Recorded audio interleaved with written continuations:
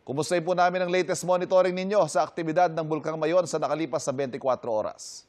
Okay, so patuloy pa rin ang effusive activity ng Mayon Volcano tulad ng yung pagkaroon ng lava flow, rock faults at paminsan-minsang collapse generate PDCs.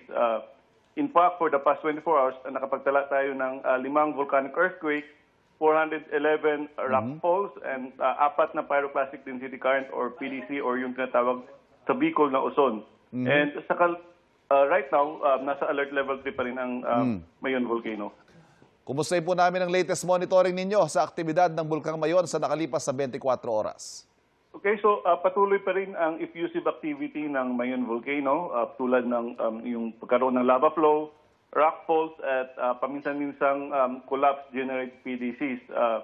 In fact, for the past 24 hours, nakapagtala tayo ng 5 volcanic earthquakes, 411 rock faults and 4 na pyroclastic density current or PDC or yung tinatawag sa Bicol na Uson. And right now, nasa alert level 3 pa rin ang Mayon Volcano. At given the sustained activity na nabanggit po ninyo, how possible is it na maulit po yung nangyari nung Sabado na napakalakas na pagbuga ng abo at ng usok at ng uson? The possibility is always there for as long as may effusive activity pa rin, patuloy pa rin magkakaroon ng PDC.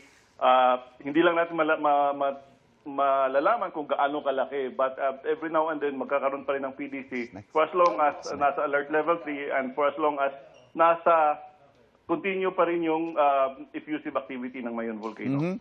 Para mas maintindihan lang po ng ating mga kababayan, ano ba yung nag-trigger sa pagbuga ng makapal na usok at abo ng bulkan? Noong Sabado, nagkaroon ng PDC dahil sa paulit-ulit na pag-collapse ng mainit na lava mula sa summit or upper slope. So, dahil tuloy-tuloy ang lava effusion natin, may bahagi ng lava flow na naging unstable at kaya ito bumagsak. That's the reason why meron tayong permanent danger zone, 6 kilometers. Dapat walang tao inside the permanent danger zone kasi nga anytime pwede magkaroon ng PDC katulad ng nangyari nung Sabado. Okay.